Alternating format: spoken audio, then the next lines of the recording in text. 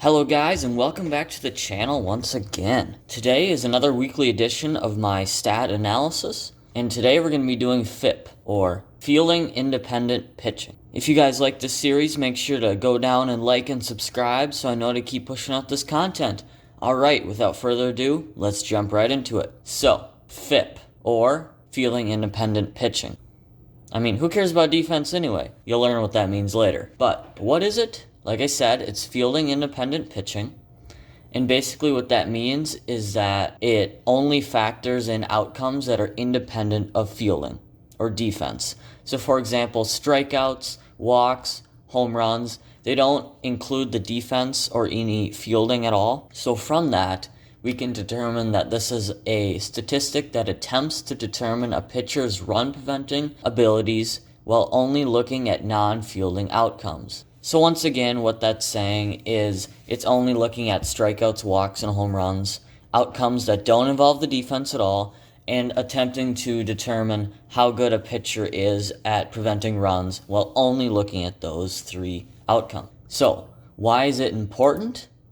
Well, because for one, it eliminates context-dependent outcomes, which outcomes besides those three, strikeouts, home runs, walks, they rely on the defense. And that can really skew ERA if a defense is better or worse than average. For example, let's say you had the best defense in the league, then your ERA is going to be a lot lower because the defense saved you a lot of runs. So there's a lot of luck involved with this. And that's what FIP attempts to eliminate, is that luck factor. And number two reason why it's important is because it's a more predictive stat than ERA. FIP attempts to calculate what a pitcher's ERA should have been if his defense or fielding was average and there was no luck involved, like I said. So, because it tries to calculate what a pitcher's ERA should have been, it more accurately reflects a pitcher's true value and what should be expected going forward into the future. So now that we've got that out of the way, let's jump into the actual formula itself. Alright, here we go. It's 13 times home runs plus 3 times walks minus 2 times strikeouts over innings pitched plus a FIP constant. So you see we've got the three basic outcomes, home runs, walks, and strikeouts, and then we've got these numbers attached to them. Let's talk about those first. So to do that, we have to go back to a good old friend called linear weights. Now if you watched my wOBA video, you'll know what linear weights are and what they reflect. I'll go link that in the description. Go check that out. But just for a refresher, based on the out and base scenarios, there are 24 here, because 3 outs, 8 base scenarios, they can determine, statisticians, how many runs are expected to be scored the rest of that inning. So let's say you have 0 outs and the bases are empty. You're expected to score 0.461 runs the rest of the inning. Now you hit a single, and you're at 0 outs, runner on first. That's a jump of about 0.37 runs. So that single was worth 0.37 runs. And they do that for every scenario, right here to right here, first to first and second, and they do that for every outcome as well. From that, we can determine that our 3 base outcomes of home runs, walks, and strikeouts are worth roughly 1.4 runs, 0.33 runs, and 0.22 runs. Now, if we look at the formula, those line up pretty well.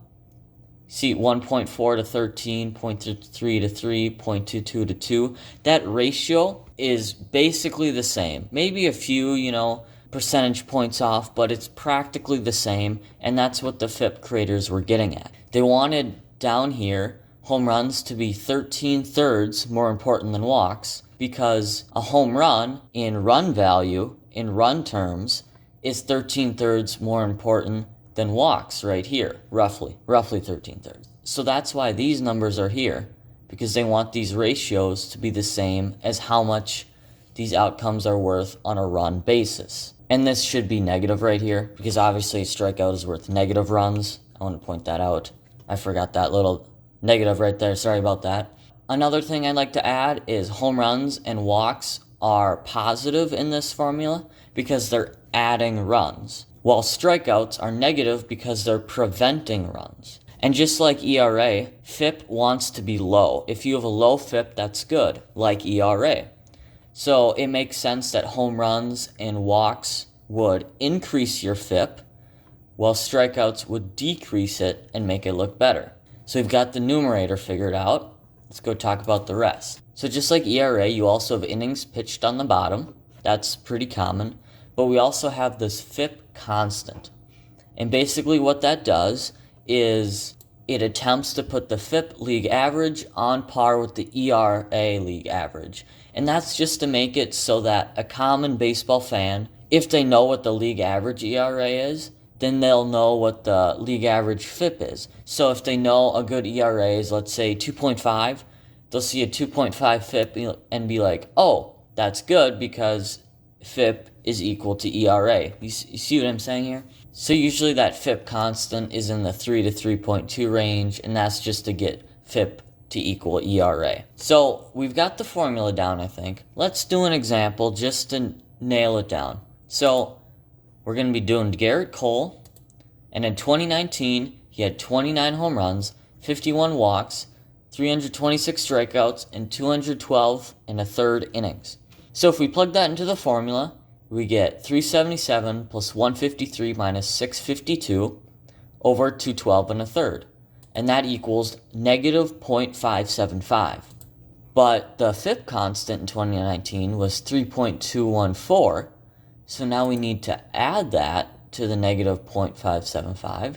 And we get a FIP of 2.64, which is very good because that's a very good ERA. And from the FIP constant, which adjusts this to the league average ERA, we know that this is good because we know it's a good ERA. So just to prove that I did everything right, if we look at fan graphs, we can see that Garrett Cole's FIP right here, 2.64, 2.64, everything lines up. All right, so just as a review, FIP is fielding independent pitching, and it attempts to get rid of any outcomes that rely on the defense and thus could skew a pitcher's ERA. So it only looks at home runs, walks, and strikeouts. And we talked about how we get these values from linear weights and how much each of these outcomes is worth based on our run value. Finally, then, we talked about how we have to add a FIP constant to get the FIP league average to equal the ERA league average, just so it's easier to read, like wOBA. Once again, check that video out. But yeah, that'll wrap it up for fielding independent pitching. Once again, if you like this stat analysis, like, subscribe, maybe comment down below what your favorite pitcher is, maybe throw his FIP in there, see if he's good or not. But yeah, that'll do it for today, and see ya.